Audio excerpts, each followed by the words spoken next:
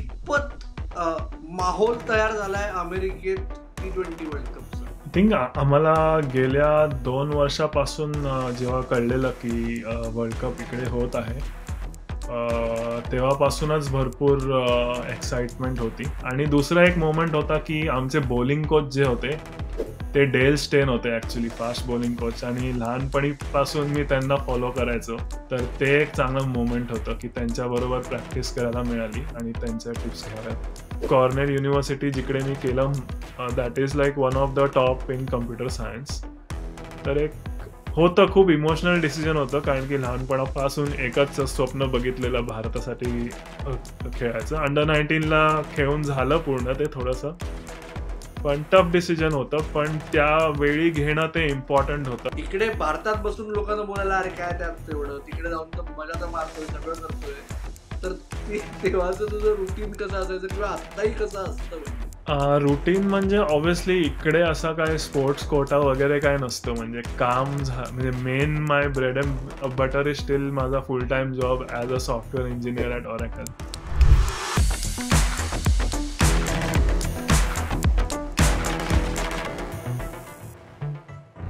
नमस्कार मंडळी, कट्ट्यावरच्या गप्पांमध्ये आज पुन्हा एकदा तुम्हा सगळ्यांचं स्वागत. मी अमोल कराडकर, माझ्या बरोबर आहे अजून एक कर की जो आहे खरा मुंबईकर, आता झालाय कॅलिफोर्नियाकर, आणि क्रिकेटच्या मैदानावर त्याचं नाव तुम्ही गेल्या दशकभराहून जास्त सातत्याने ऐकत आलेले आहात नक्की. सौरभ नेत्रावळकर, स्वागत आहे तुझं स्पोर्ट्स कट्ट्यावर. नमस्कार Amol. Thank you for inviting me इकडे, आणि I am looking forward to the conversation. Right. सौरभच्या बाबतीत तुम्ही कदाचित विचार करत असाल की शेवटचं नाव मी कधी बरं ऐकलं बुवा, कुठल्या स्टेट टीम साठी खेळतो, तर थांबा, स्टेट नाही, त्याचे विक्रम मी तुम्हाला फक्त एक चुणूक त्याची देतो की त्यांनी अंडर 19 मध्ये भारतासाठी तो KL राहुल बरोबर खेळलाय.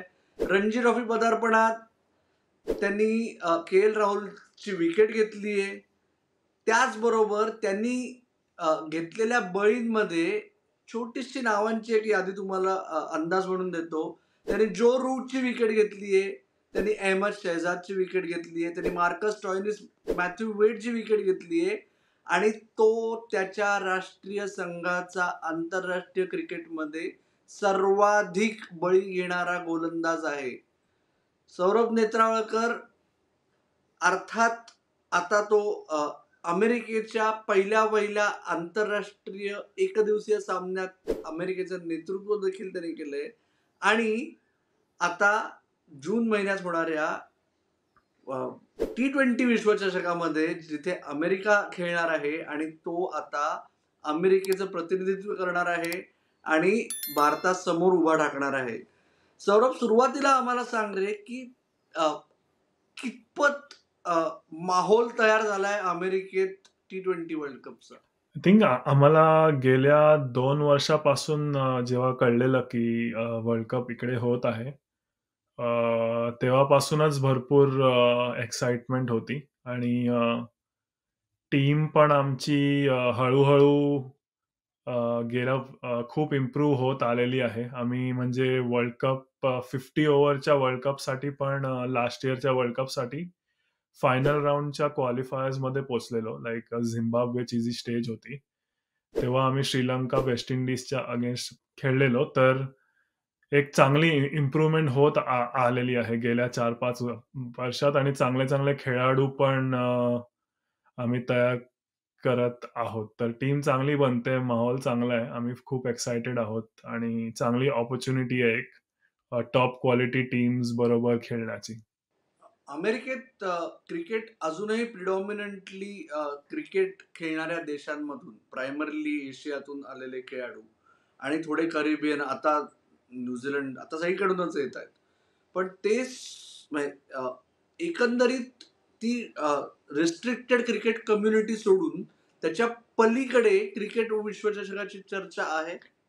तर हळू-हळू वाढतंय.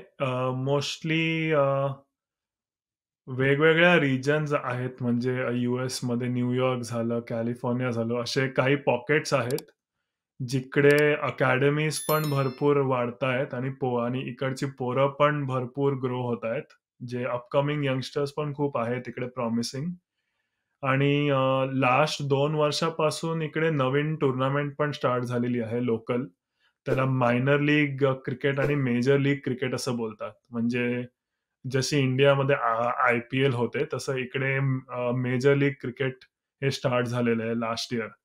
आणि त्याच्यात जे 6 टीम्स होते, त्यातले टीम ओनर्स पण आय थिंक 4 आय-पी-एल टीम्सचे टीम ओनर होते. आणि 2 बिग बॅश ऑस्ट्रेलियाची जी लीग आहे त्यांचे टीम ओनर्स होते म्हणजे ऑपरेशनली. आणि वर्ल्ड ओव्हर चांगले क्रिकेटर्स आलेले. तर आम्हाला पण एक चांगली संधी मिळाली एका चांगल्या क्वालिटीची टुर्नामेंट खेळण्याची आणि त्याच टुर्नामेंटमुळे इकडे चांगले-चांगले स्टेडियम्स बिल्ड झाले आहेत. आणि क्राउड पण चांगला आलेला, मार्केटिंग चांगली झालेली. हळू अशी न्यूज वाढते आहे. आणि जशी नॅशनल टीम चांगलं करत जाईल आणि लोकल लीग्स पण ग्रो होत जाईल, हळू-हळू क्रिकेटचं फॅन बेस पण इकडे वाढेल. लाइक लोकली इकडच्या लोकांवर. राईट. पण म्हणजे तू जाऊन आता जवळ-जवळ 1 दशक होत आलं. 2015ला 2015 तू ऑगस्टला मी गेलेलो. यूएसमध्ये बरोबर. गेलास. राईट.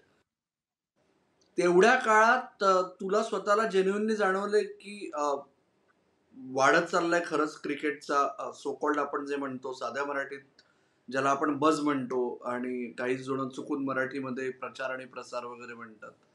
ते वाढत चाललंय? भरपूर आय थिंक खूप फरक आलेला आहे. मी स्वतः जेव्हा अमेरिकेत आलेलो, मी ॲक्चुअली माझ्या पुढील शिक्षणासाठी आलेलो.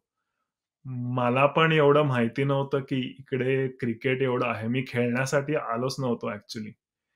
आणि मला शिक्षण झाल्यावर जेव्हा नोकरी लागली मला इकडे, तेव्हा हळू मेनली इकडे वीकेंड क्रिकेटच व्हायचं. म्हणजे क्लब क्रिकेट जे आपण बोलतो आणि ते पण मोस्टली असं सोशल क्रिकेट असायचं. जे पण आपले क्रिकेट प्लेइंग नेशन्सचे एस्पेशली एशियातून इंडिया, पाकिस्तान, श्रीलंका जे क्रिकेटर्स आहेत, जे जे क्रेझी आहेत, ते लोकं क्लब क्रिकेट मोस्टली रन करायचे, टुर्नामेंट्स खेळायचे. आणि ते हळू जशी आमची टीम पण डिव्हिजन 3 मध्ये होती. म्हणजे आय-सी-सीचे असे डिव्हिजन्स असतात.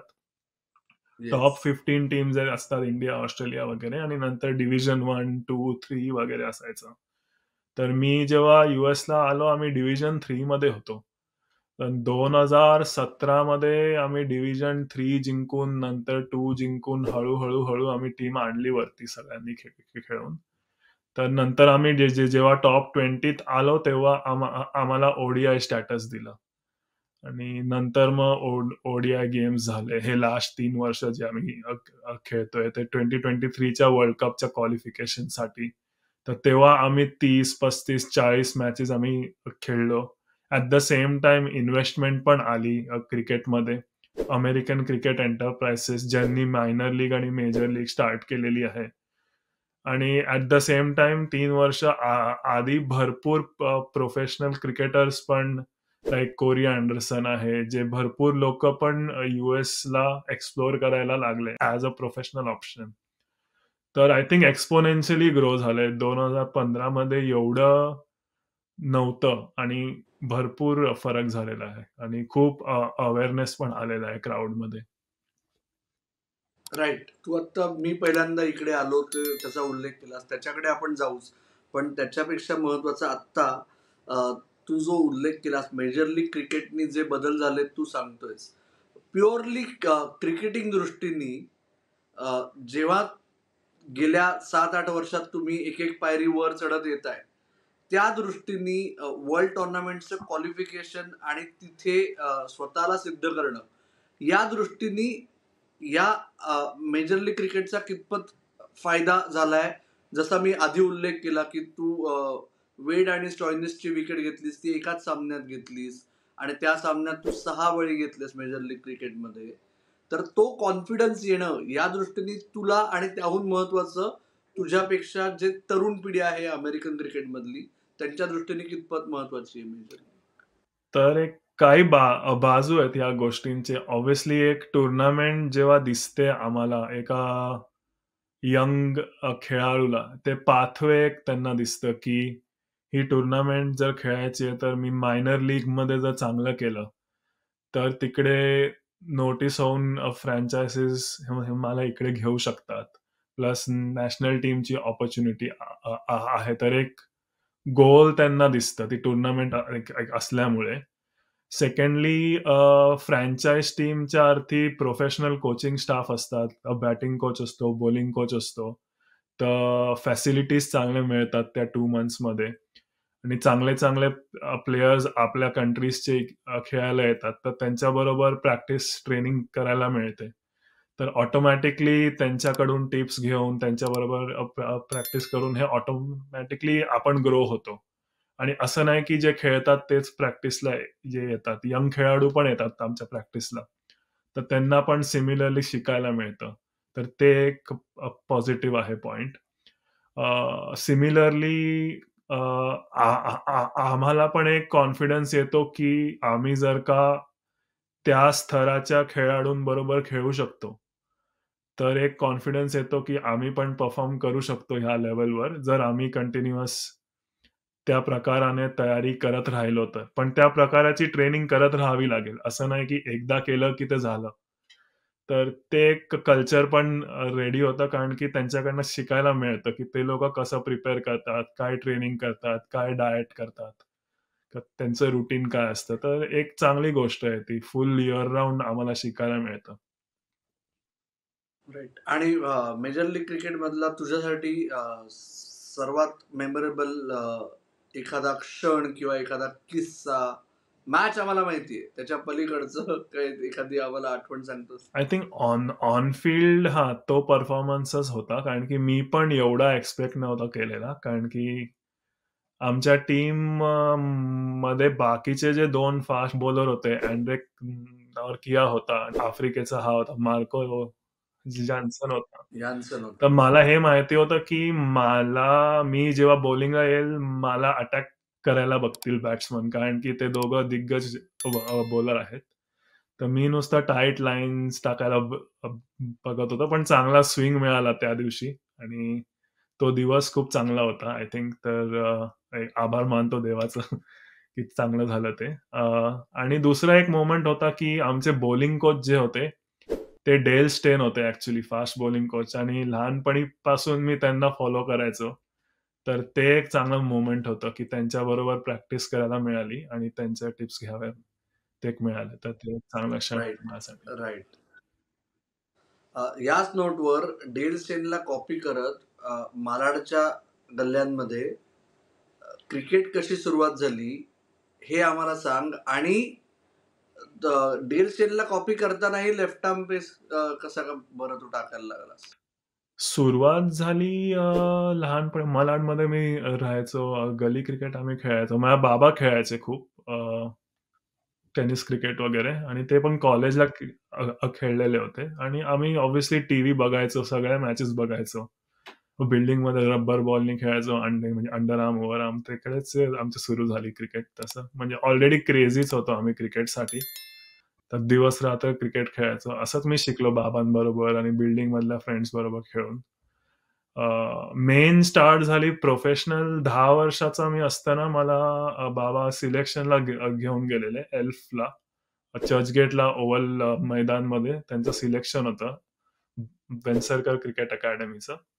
तर तेव्हा मी फर्स्ट टाईम म्हणजे सीझन बॉल आणि नेट्स वगैरे बघितलेले. तर तिकडे फास्ट बॉलिंगला माझं सिलेक्शन झालं. तर तेव्हापासून मग प्रॉपर ट्रेनिंग स्टार्ट झाली. म्हणजे म्हणजे आठवड्यातून 5 दिवस जायचो तिकडे ट्रेनिंगला. तर ते एक आभार मानतो आई-बाबांचं, की ते मला रोज घेऊन जायचे ट्रेनमध्ये 1-1.5 तास. शाळेबरोबर ते मॅनेज ते करायचं, होमवर्क वगैरे ते सगळं. ते ते जर्नी स्टार्ट झाली. मग हळू-हळू चांगलं करत गेलो. क्लब क्रिकेटमध्ये अंडर 13 मध्ये सिलेक्ट झालो. अंडर 15 मुंबईला सिलेक्ट झालो. 17, 19 करून स्टेट लेव्हल, नॅशनल लेव्हल करून हळू तिकडे परफॉर्म करून मग इंडिया टीमला खेळलेलो अंडर 19ला. तर इन शॉर्ट अशी जर्नी होती. राइट. राइट. आणि त्या अंडर 19 वर्ल्ड कपच्या आधी आधी झाली ना ती कॉर्पोरेट ट्रॉफी तू कॉर्पोरेट एअर इंडियाच्या 2009 साली झाली. हो. 2010ला इंडियाचा वर्ल्ड राइट, कप होता. हो, बरोबर. राइट. सो त्या कॉर्पोरेट ट्रॉफीमुळे काय फायदा झाला तुला? आय थिंक भरपूर फायदा झाला. 2009 मध्ये ॲक्चुअली मी एन-सी-एच्या कॅम्पला होतो चिन्नस्वामीला. अंडर 19चा कॅम्प चालू होता आणि एअर इंडियाची टीम आलेली कॉर्पोरेट ट्रॉफीला तिकडे आणि मी त्यांच्याबरोबर ॲज अ स्कॉलरशिप प्लेयर मी म्हणून होतो. तर मी प्रॅक्टिसला जायचो त्यांच्या. मी तिकडेच मला पण माहिती नव्हतं की मी खेळणार होतो टीममध्ये. तर तिकडे म्हणजे दिग्गज प्लेयर होते. आमचे युवराज सिंग कॅप्टन होते. सुरेश रायना होते, रॉबिन उत्तप्पा होते. सगळे म्हणजे त्यावेळी इंडियाचे स्टार प्लेयर होते आणि त्यांना बघणं हेच माझ्यासाठी खूप मोठी गोष्ट होती तेव्हा आणि त्यांच्याबरोबर प्रॅक्टिस करायला मिळाली. पण ऑब्व्हियसली देवाच्या कृपेने चांगली बॉलिंग झाली प्रॅक्टिसमध्ये वगैरे. ते सगळे म्हणजे इम्प्रेस झाले आणि मला चान्स मिळाला खेळायचा आणि त्यांनी मला खूप सपोर्ट केला ॲक्चुअली. आणि ती टुर्नामेंट माझी first I think major tournament होती विथ सीनियर प्लेयर्स आणि जिकडे मला खूप बूस्ट मिळाला कारण की तिकडेच माझी बॉलिंग छान झाली आणि बरोबर पण म्हणजे धवल कुलकर्णी होते जे तिथे तेव्हा खेळायचे. तर त्यांनी खूप मला मुंबईच्या लोकांनी खूप सपोर्ट केला. बरोबर. हम्म.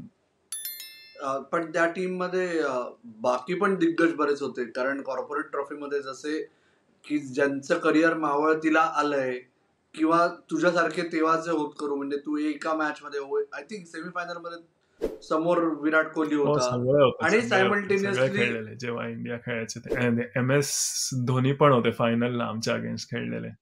All right players had played. Right so exactly. So एकीकडे मग म्हणजे जास्त स्लेज कोणी केलं त्या स्पर्धेत? तेवढं मला आठवत नाही. मी म्हणजे लहान होतो. मला जे सांगायचे बॉलिंग टाकायला, ते मी बॉलिंग टाकायला बघायचो. आमचे कॅप्टन युवराज सिंग होते. ते मला सगळं सांगायचे. ह्या बॉलमध्ये काय टाकायचं सगळं मी नुसतं ऐकायचो. लहान होतो मी मी त्यांच्याबरोबर म्हणजे शिकायचं ट्राय करायचो आणि ऑब्व्हियसली स्टार मोमेंट होता माझ्यासाठी, की मी बघून थोडा असा फ्रीज व्हायचो, की मी ह्यांना टाकतोय, गंभीरला टाकतोय. राहुल द्रविड पण होते ॲक्चुअली तेव्हा. ते पण खेळलेले इंडिया एक्झॅक्टली. सिमेंटसाठी. तर खूप म्हणजे दिग्गज प्लेयर होते जे इंडियाला जेव्हा स्टार प्लेयर होते. तर ती फर्स्ट मेजर ब्रेक होता तो माझ्यासाठी आणि त्या तिकडच्या परफॉर्मन्सेसमुळे पण मला चांगला स्कोप मिळाला इंडिया अंडर 19 टीमला सिलेक्ट होण्यासाठी. तो अंडर 19 वर्ल्ड कप हा भारतीय अंडर 19 संघाच्या दृष्टीने कामगिरी असमाधानकारक असणे वगैरे, म्हणजे जे म्हणतो ना आपण, की जसं मुंबई क्रिकेटमध्ये जर तुम्ही रणजी ट्रॉफीची फायनल तरी नाही पोहोचलात ना, तर त्याच्यावर फुली, तसंच त्या अंडर 19 वर्ल्ड कप मध्ये होतं. तुम्ही लोक क्वार्टर फायनल पर्यंत पोहोचलात, क्वार्टर फायनलला पाकिस्तानशी हरलात. पण त्या अंडर 19 वर्ल्ड कपच्या तुझ्या आठवणी सांग ना. माझ्या आठवणी चांगल्या आहेत. आमचे कोच होते चंद्रकांत पंडित सर होते कोच आमचे आणि फर्स्ट टाईम आम्ही साऊथ आफ्रिकेला गेलेलो आधी ट्राय सीरीजसाठी वर्ल्ड कपच्या आधी. ती आम्ही जिंकलेलो ॲक्चुअली चांगली झालेली तिकडे आणि तिकडे मॅन ऑफ द सीरीज मिळालेलं मला. एक 5 विकेट हॉल काढलेला मी श्रीलंकाच्या अगेन्स्ट. चांगले सपोर्टिव्ह होते आम्ही कारण की आमचा मोस्टली जो बॅच होता लाइक के-एल होता, जयदेव होता, हर्षल होता. आम्ही सगळे म्हणजे महिनोन-महिने एकत्र राहिलेलो बंगलोरमध्ये एन-सी-ए कॅम्प्समध्ये. अंडर 15 पासून अंडर 17, अंडर 19 आम्ही खूप खेळलेलो एकत्र. तर आमचा चांगला बॉन्ड झालेला आणि फर्स्ट टाईम ओव्हरसीज खेळणं आणि एस्पेशली ती जर्सी जेव्हा भेटलेली घालायला, जे प्राईड वाटलेलं आणि मॅचच्या आधी जेव्हा नॅशनल अँथम व्हायचं, तर खूप प्राईड वाटायचं तेव्हा आणि एक ड्रीम असते लहानपणापासून, की देशासाठी खेळायचंय. तर ती डेफिनिटली पूर्ण झाली. ऑब्व्हियसली डिसअपॉइंटमेंट होती, की आम्ही जिंकू नाही शकलो. पण आम्ही बेस्ट दिलेलं. आता जे होतं ते होतं. रिझल्ट जे हाती नव्हतं आमच्या. Right right. सौरभ, त्या काळात विशेषतः IPL जस्ट सेट इन हं, हं. झाली होती. 2000चा अंडर 19 वर्ल्ड कप, 2008चा अंडर 19 वर्ल्ड कप आणि मध्ये आलेल्या बॅचेस, त्याच्यामुळे अंडर 19 वर्ल्ड कप खेळून आला की लगेच रणजी ट्रॉफी खेळा आणि मग परत पटकन म्हणजे डायरेक्ट बेस सेट झालेला असतो. तर ते परत आल्यानंतर ती फेज मॅनेज करणं किंवा तो जो रियालिटी चेक होता की परत आपल्याला शून्यापासून सुरुवात करायची आहे, त्या फेज बद्दल थोडंसं सांगशील का? 2010 साली जेव्हा मी आलो ऑब्व्हियसली डेब्यू नव्हता केला नंतर फर्स्ट क्लासमध्ये कारण मुंबई टीम मध्ये सीनियर प्लेयर्स पण खूप चांगले होते. फास्ट बॉलर्स ऑलरेडी बरोबर. धवल कुलकर्णी होता. आमचे रोहन राजे खूप बाकी काही काय फार कोणी नव्हतं ना, अजित आगरकर, झहीर ते खान सगळे वगैरे पण खेळायचे. छोटे-छोटे प्लेयर. प्लस बाकी चांगले सीनियर प्लेयर पण लाइक होते. रोहन राजे, शेमल वांगणकर म्हणजे म्हणजे मुंबईमध्ये खूप आहेत चांगले फास्ट बॉलर. आविष्कार साळवी. तर ऑब्व्हियसली मुंबईमध्ये परत ती जागा माहितीच होतं, की it's not gonna be easy. तर पण मुंबईमध्ये आम्ही तेच शिकतो, की परफॉर्म करत राहा आणि चान्स मिळणार. तर तोच ॲटिट्यूड होता आणि 3 वर्ष लागले. 2013ला ॲक्चुअली माझं सिलेक्शन झालं first time in the playing 11. टीममध्ये असायचो आत-बाहेर, आत-बाहेर. पण आय न्यू की ग्राइंड आहे. पण जर ऑब्व्हियसली वर्ल्ड कप जिंकलो असतं तर एक एक डिफरंट भेटतं कारण की you might get that break. पण ठीक आहे, that's part right, of life की असा काही रिग्रेट राइट, नाहीये. राइट. आणि त्या फेजमध्ये एकीकडे तू अकॅडमिक्समध्ये अ, इतका हुशार म्हणजे खरा-खरा हुशार विद्यार्थी जो म्हणला जातो. अ, म्हणजे तू दोन्ही कॅटेगरीजमध्ये होतास, की एक हुशार विद्यार्थी की जो परीक्षांमध्ये भरघोस मार्क्स मिळवतो आणि मग तू एक आदर्श विद्यार्थी कारण तो एक्स्ट्रा करिक्युलर्समध्ये सुद्धा खूप पुढे आहे. हे 2 त्या काळात मॅनेज करणं का तुला लहानपणापासून सवय झाली होती? तर मी बोललो तसं जेव्हा शाळेपासून मला ॲक्चुअली अभ्यास आवडायचा. मला मॅथेमॅटिक्स वगैरे आवडायचं, इंटरेस्ट होता आणि मॅनेज करायचो कारण की प्रॅक्टिसला जायचो 3 तास. शाळेनंतर मग प्रॅक्टिसनंतर येऊन होमवर्क मी करायचो. तर आई-बाबांनी पण सवय चांगली लावलेली आणि म्हणजे आवड पण होती. पण 10वी नंतर ॲक्चुअली खूप कठीण होतं, आय वुड अग्री. कारण की सायन्सला जाणं हे डिसिजन म्हणजे थोडं डिफिकल्ट होतं. खूप लोकांनी सांगितलेलं की कसं मॅनेज होईल वगैरे, पण मला इंटरेस्ट होता त्याच्यात. तर 11वी-12वी पासूनच मी सायन्सेस घेतलेलं. ॲक्चुअली वर्ल्ड कप होता 2010 साली. ते माझं इंजिनिअरिंगचं फर्स्ट इयर होतं. तर ते खूप कठीण होतं माझ्यासाठी कारण की 12 सब्जेक्ट्स असतात, 6-6 सब्जेक्ट्स तर ॲक्चुअली मी फर्स्ट सेमिस्टरच्या च्या वेळेला एक्झामच्या वेळेला वर्ल्ड कपला गेलेलो. तर मला ॲक्चुअली 4 केटी लागलेले कारण की मी मी मी गे मी गेलो नाही म्हणजे एक्झामला. तर नेक्स्ट सेममध्ये मी एकत्र 10 पेपर दिलेले. तर ते थोडं म्हणजे होतं कठीण होतं पण प्रोफेसर्स पण मोस्टली सपोर्टिव्ह होते. कॉलेजचा प्रिन्सिपल पण. मी इकडे होतो सरदार पटेल अंधेरीमध्ये होतो इन्स्टिट्यूट ऑफ राइट. टेक्नॉलॉजी. तर त्यांचं पण आभार मानतो प्रिन्सिपलांचा आणि प्रोफेसर्सचं, की मला त्यांनी एक्स्ट्रा टाईम दिला. मी जेव्हा यायचो तेव्हा प्रॅक्टिकल्स वगैरे करायचा आणि फ्रेंड्स पण चांगले होते. असाइनमेंट्समध्ये वगैरे हेल्प करायचे आणि कसंबसं झालं. पण ते परत होऊ शकेल की नाही ते माहिती नाही आणि देवाची पण म्हणजे म्हणजे अशी कृपा होती, की जेव्हा मॅचेस असायचे ऑटोमॅटिकली त्यावेळी एवढं इम्पोर्टंट काही नसायचं एक्झाम वगैरे, पण ते झालं त्यामुळे झालं एकदा तर. I don't know me rewind करून हे परत ट्राय केलं ते ते होईल की नाही. पण राइट. इच्छा होती. सौरभ, त्या 2-3 वर्षांमध्ये तू एकीकडे इंजिनिअरिंग करत होतास. क्रिकेट शक्य तेवढा वेळ देऊन तुझ्या परीने सर्व प्रयत्न करत होतास. पण असं कधी जाणवलं का रे, की कदाचित असा अप्रोच होता अ, ज्या व्यक्ती महत्त्वाच्या होत्या त्यांच्याकडून, की नाहीतरी काय हा इंजिनिअरच आहे, याला कुठे क्रिकेट करायचंय म्हणून कदाचित संधी मिळाली नाही असं तुला तेव्हा कधी जाणवलं किंवा आता जाणवलं कधी? तर असं जनरलाइज करू शकत नाही. कारण की ऑब्व्हियसली जे खेळायचे टीममध्ये ते पण चांगलेच प्लेयर होते. असं काही हे नव्हतं.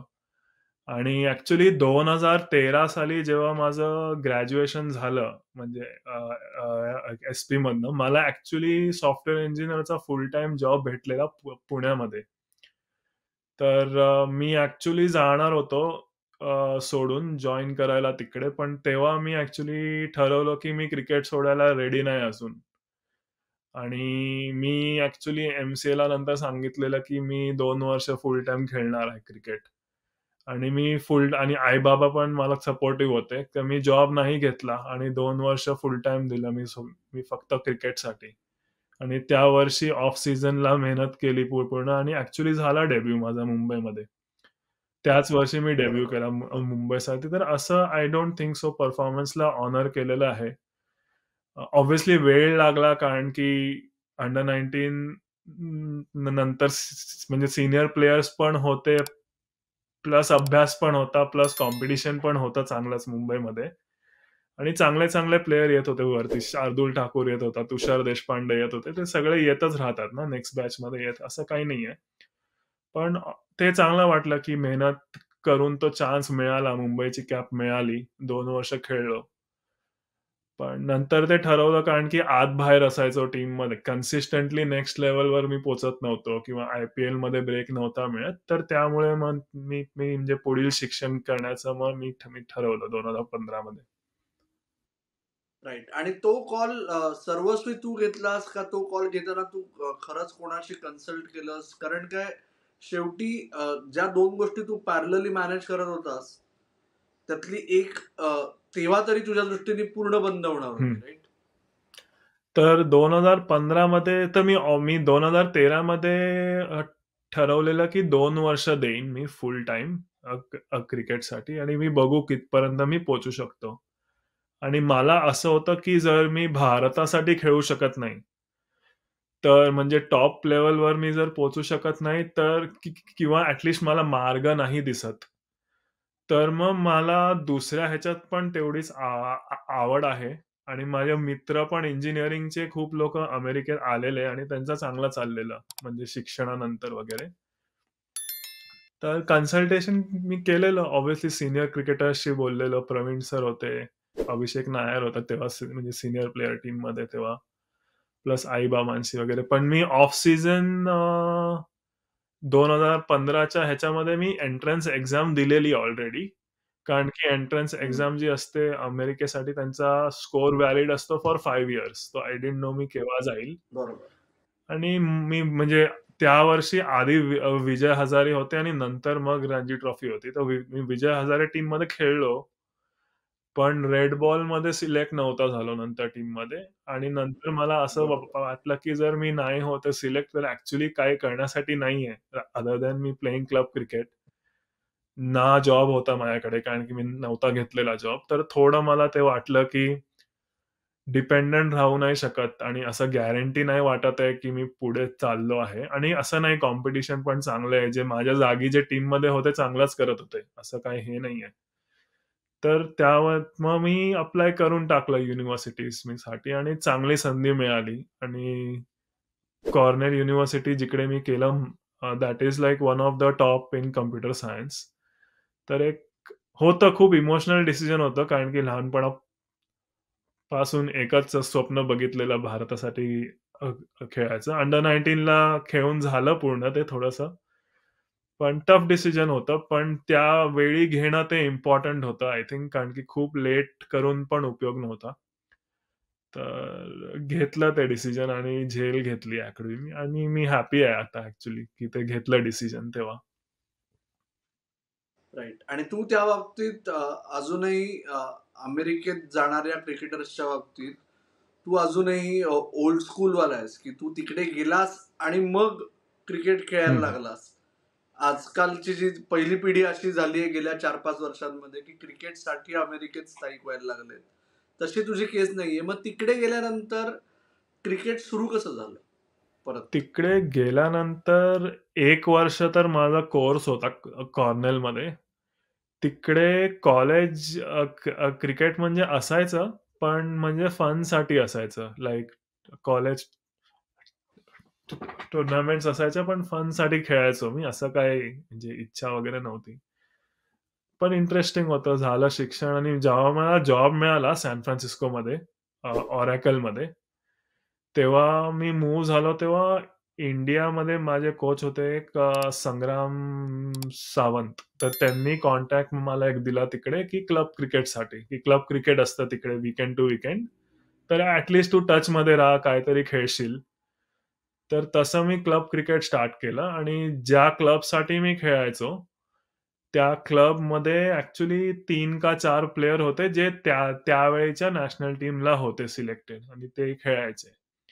तर त्यांनी मला समजवलं, की तिकडे कसं सिस्टम होतं. Weekend to weekend locally club games होतात तिकडे आणि असं यूएसला लाँग वीकेंडचा कन्सेप्ट असतो. युजुअली जे पण सुट्टी असते ती युजुअली फ्रायडेला असते किंवा सोमवारी असते. तर ते 4 दिवस असे मोठी टुर्नामेंट्स असतात T20चे. तर फ्रँचाइज टीम्स असतात, ते टीम बनवून एंट्री टाकतात. असं असतं ते तिकडे. आणि तिकडे चांगले-चांगले प्लेयर्स येतात. तर असे टुर्नामेंट्स मी खेळायला लागलो. हळू परत फिटनेस सुरू केला.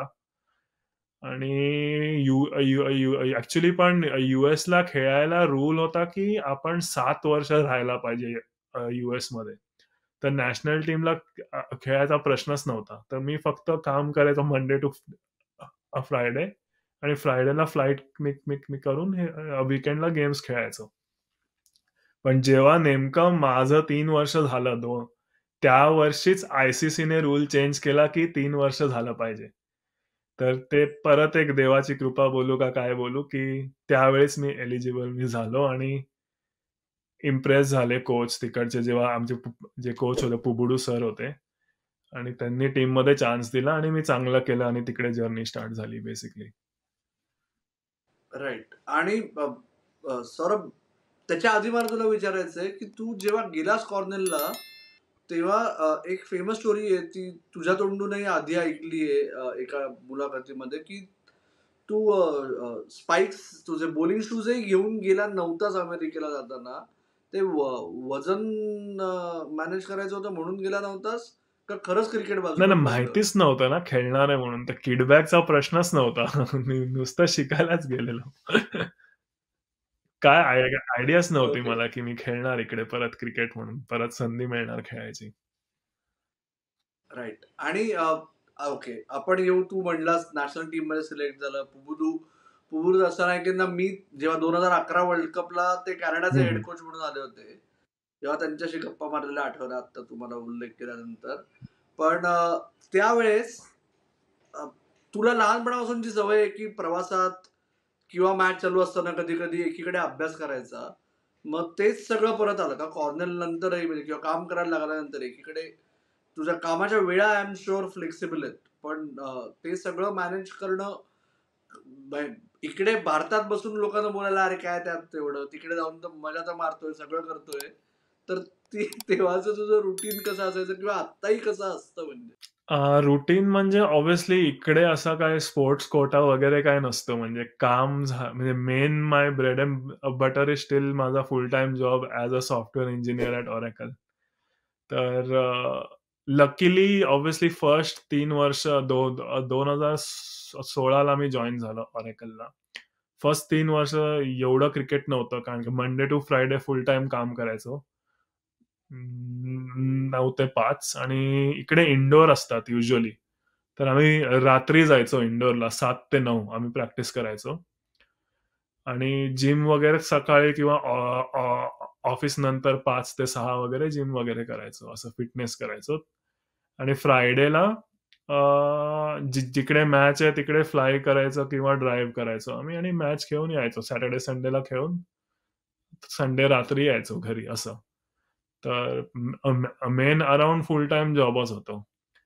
आणि आता पण असंच असतं. मी जेव्हा पण टूरला जातो, आता तरी माझं ट्रस्ट बिल्ड झालेला आहे टीमबरोबर आणि ऑब्व्हियसली काम पण चांगलं होत आहे. तर जेव्हा मी रिझल्ट्स देतो काममध्ये, तर बॉसेस पण चांगला सपोर्ट करतात. तर ते पण मी ग्रेटफुल आहे, की ते लोकांनी मला अकोमोडेट करतात म्हणजे फ्लेक्सिबल. ऑब्व्हियसली मीटिंग्ज वगैरे असतात. मी तेव्हा थोडंफार ऑड अवर्स करावे लागतात. मी जिकडे असतो वर्ल्डमध्ये टूरवर त्याप्रमाणे. पण जोपर्यंत काम होतं तोपर्यंत ठीक आहे म्हणजे. पण मग झोप आणि रिकव्हरी हे जे 2 फॅक्टर्स आहेत, ते कसे मॅनेज करतोस मग? तर रुटीन सेट करणं खूप इम्पॉर्टंट आहे. आता मी घरी असताना युजुअली लास्ट 1-2 वर्ष झाले मी योगा करतो रेग्युलरली. तर ते मला खूप हेल्प करतंय. प्लस डायट पण चांगला एक म्हणजे प्लांट बेस्ड डायट मी फॉलो करतोय. ऑलमोस्ट मी आणि वाईफ लाइक 2-3 वर्ष झाली आता. अ, आणि रुटीन सेट करतो म्हणजे जिमचा एक स्पेसिफिक टाईम असतो. रात्री प्रॅक्टिस करतो. स्लीपमध्ये ट्राय करतो 7 तास स्लीप व्हायची. तर आम्ही हेल्थ कॉन्शियस खूप झालेलो आहे आणि म्हणजे अवेअरनेसनी काम करतो. राईट. मला एक सांग की सलील अंकोलाशी जेव्हा आम्ही गप्पा मारत हं, होतो, तेव्हा मी त्याला विचारलं होतं की एका भारतीय कुठल्याही प्रोफेशनलसाठी अ, विशेषतः तेव्हा 90s मध्ये म्हणजे एकतर क्रिकेटर व्हायचं किंवा ऍक्टर व्हायचं. सलीलने दोन्ही हं, हं. केलंय.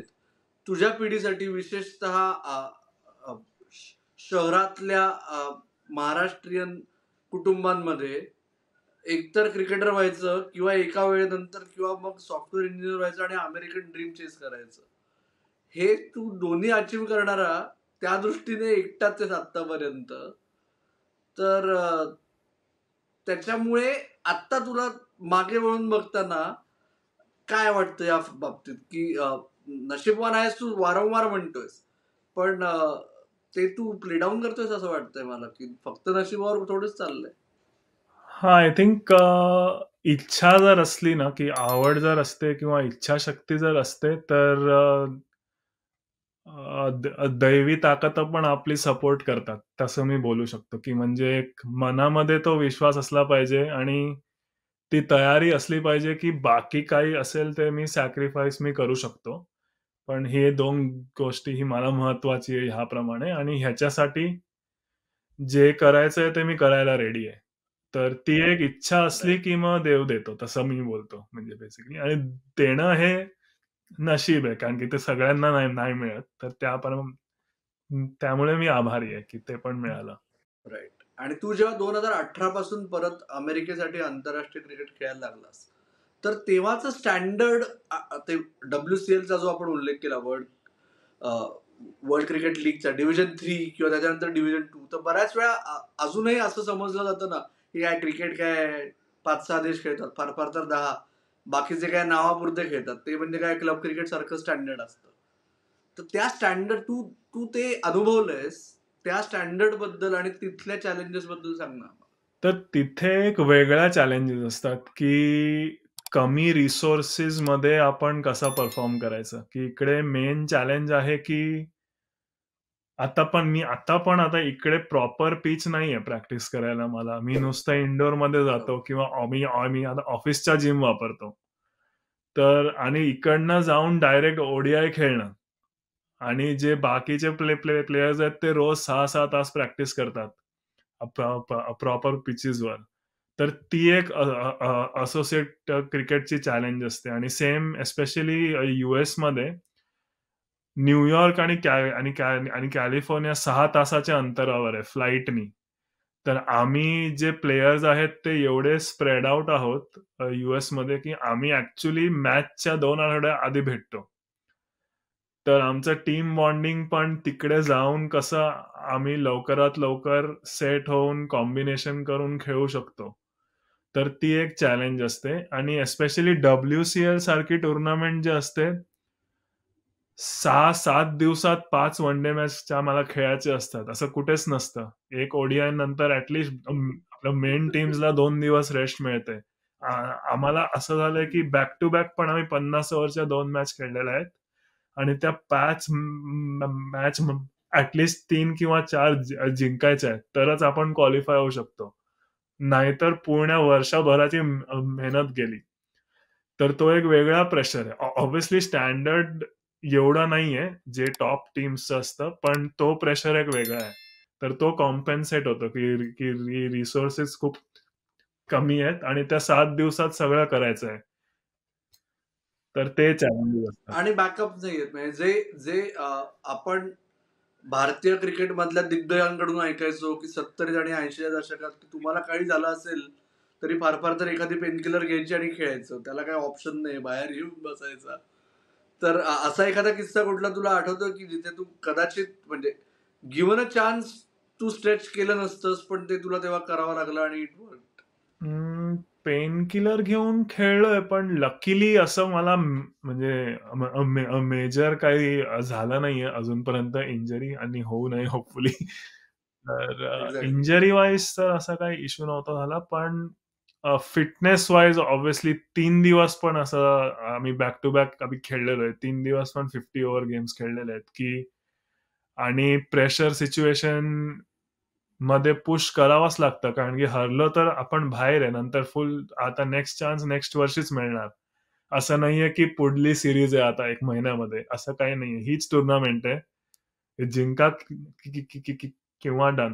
म्हणजे असं डू ऑर डाय सिच्युएशनच असतं असोसिएट क्रिकेटमध्ये मोस्टली. बरोबर. आणि असोसिएट क्रिकेटमध्ये अ, जसं आंतरराष्ट्रीय क्रिकेटमध्ये इंडिया पाकिस्तान आहे किंवा ऑस्ट्रेलिया न्यूझीलंड आहे, तसं तुमचं US आणि कॅनडा झालंय का रे आता? यूएस कॅनडाची मॅचेस हो भरपूर एंटरटेनिंग होतात. हां, स्लेजिंग वगैरे असतं. कारण की लोकली पण ते म्हणजे त्या त्या लोकांचे प्लेयर्स पण आमच्या इकडे येतात क्लब क्रिकेट वगैरे खेळायला. आम्ही पण जातो. तर एक ती फ्रेंडशिप पण आहे, पण ती एक रायव्हलरी पण झालेली आहे चांगली. तर हे चांगल्या स्पिरिटमध्येच होतो. पण ते हां, ऑन फील्ड असतं स्लेजिंग वगैरे आमचं. हं. राईट. मग त्या दृष्टीने सौरभ नेत्रावळकर जेव्हा आता वर्ल्ड कपमध्ये अमेरिकेच्या कलर्समध्ये दिसणार आहे, तेव्हा 1 जूनला तुमच्याकडे, 2 जूनला भारतात आमच्याकडे. तर ती 1-2 जून तारीख महत्वाची आहे जेव्हा USA वर्सेस कॅनडा आहे का 12 जून जेव्हा तू अखेर भारताविरुद्ध खेळायची आत्ता तरी दाट शक्यता आहे असं आपण आत्ता उगीचच फॉर्मॅलिटी म्हणून म्हणतो. थिंक माझ्यासाठी तर दर बॉल मी जे टाकतो, जे पण मी जेव्हा ती जर्सी घालतो, एका देशासाठी प्रतिनिधित्व करण्याची ती संधी मिळते आणि मी असा विचार करतो, की पुन्हा कधी संधी मिळेल नाही माहिती मला. तर मी एव्हरी मोमेंट एन्जॉय मी मी मी हे करून तिकडे बेस्ट द्यायचा विचार करतो. असं नाही विचार करत, की हे इम्पोर्टंट आहे किंवा ते ऑब्व्हियसली इमोशनल मोमेंट असणार आहे, जेव्हा भारतास सोबत खेळायला मिळेल. कारण की भरपूर खेळाडू जे आहेत तिकडे टीममध्ये, ते लहानपणापासून मी खेळलेलो आहे त्यांच्याबरोबर. तर एक अभिमान पण आहे, की ते तिथपर्यंत पोहोचले. त्यांचा गेम एवढा इम्प्रूव्ह झाला. तर चांगलं पण वाटतं आणि त्यांना भेटायला मिळेल, ती संधी मिळेल त्यांच्याबरोबर. तर ते इमोशनल असेल, पण importance wise I think every game is important. आम्ही जे 100% द्यायचा प्रयत्न करू आणि टीमसाठी बेस्ट आम्ही ऑब्व्हियसली रिझल्ट आमच्या हाती नाहीये. पण आम्ही बेस्ट करू तसाच विचार करतोय आणि ड्रीम कम ट्रू आहे हा टुर्नामेंट खेळायची चान्स मिळायला. राईट. एक फक्त मला आता सांग, की या वर्ल्ड कप म्हणजे जसं तू म्हणलास भारतासाठी नाही खेळता आलं, पण आता तू अमेरिकेसाठी आंतरराष्ट्रीय क्रिकेटच खेळत नाहीयेस, वर्ल्ड कप खेळणार आहेस. तर व्हॉट डज इट मीन म्हणजे स्वतः सौरभ नेत्रावळकरसाठी अ, हा पुढचं येणारे 1.5-2 महिने कितपत महत्वाचे आहेत त्या दृष्टीने किंवा काय आहे ते नक्की तुझ्यासाठी?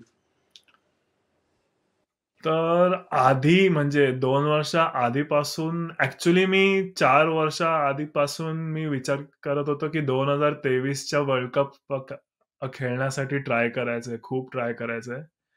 पण अल्टिमेटली आता मी जसं योगा वगैरे करत लागलोय, तर तो माझा पर्स्पेक्टिव्ह थोडा चेंज झालेला आहे. की असं नाहीये की एका गोष्टी मागे पळायचंय, की हे झालं की हा लँडमार्क आहे, हे लँडमार्क आहे. आता मी नुसतं जरा एव्हरी मोमेंटला एन्जॉय करायचं आहे. आपलं 100% द्यायचं आहे. आणि जे मिळतं ते चांगलं भाग्य समजून पुढे घ्यायचं. म्हणजे अटॅच नाही व्हायचं त्या एका गोष्टीसोबत. कारण की जर आपण खूप अटॅच हे झालो, की छान झालं की खूप छान वाटेल किंवा नाही झालं की खूप हे वाटेल. त्यापेक्षा स्थिर होऊन एन्जॉय करायचा तो मोमेंट असं माझं आता हे आहे, की चान्स मिळतोय तर एन्जॉय राईट. करायचं आणि बेस्ट द्यायचा माझा. राईट. आणि आता गेल्या 2-3 वर्षात जसं आपण मगाशी एकदा ओझरचा उल्लेख केला, की ती जी एक तरुण पिढी भारतीय क्रिकेटर्सची येतीये, की जे क्रिकेटसाठी विशेषतः अमेरिकेत जाऊन तिथे स्थायिक होत आहेत. त्या पिढीमध्ये आणि त्यांचा अप्रोच आणि तुझ्या पिढीचा अप्रोच, की तुम्ही लोकं बाकी सगळं सांभाळून क्रिकेट खेळतायत, ते क्रिकेटवर भर देऊन बाकीच्या गोष्टी जमेल तशा करतायत. तर यामुळे एकंदर संघामध्ये म्हणजे सगळे एकत्र येऊन खेळणं हा प्रकार त्यांनी फायदा होतोय, नाही होते तू कसं बघतोस या गोष्टीकडे? मी जेव्हा फील्डवर असतो, तर आम्ही एकत्रच असतो. मेहनत वगैरे आम्ही एकत्रच करतो. ट्रेनिंग सेम एकत्रच करतो. तर एक एडवांटेज आय वुल्ड से आमच्याकडे आहे, की खूप वेगवेगळ्या दृष्टिकोन आम्हाला ऐकायला मिळतात. जसे भारतीय खेळाडू आहेत, त्यांचा अप्रोच थोडा वेगळा असतो. जे वेस्ट इंडियन ओरिजिनचे आहेत किंवा ऑस्ट्रेलियन ओरिजिनचे आहेत. कारण खूप वेगवेगळे दृष्टिकोन एक येतात. ती स्ट्रेंथ पण असू शकते, वीकनेस पण असू शकते. पण जर आमचा बॉन्ड छान आहे, तर आम्ही एकमेकांकडनं शिकायला बघतो आणि ते एक चांगला पर्स्पेक्टिव्ह मिळतं आम्हाला. तर ती एक स्ट्रेंथ आम्ही बोलू शकतो आमची आहे. Okay, okay. आणि आता फक्त आता तू प्ले डाउन करू नकोस. पण तुला जर तुझ्या हिट लिस्टवर जर वर्ल्ड कपच्या आपण आता 4 लीग मॅचेस बद्दल बोलू. सुपर 8 मधली हिट लिस्ट नाही म्हणणार मी. त्यात जर तुला 1, 2, 3 हिट लिस्टवर बॅटर्सची नावं म्हणली लीग स्टेजमध्ये तर ती कुठली असतील?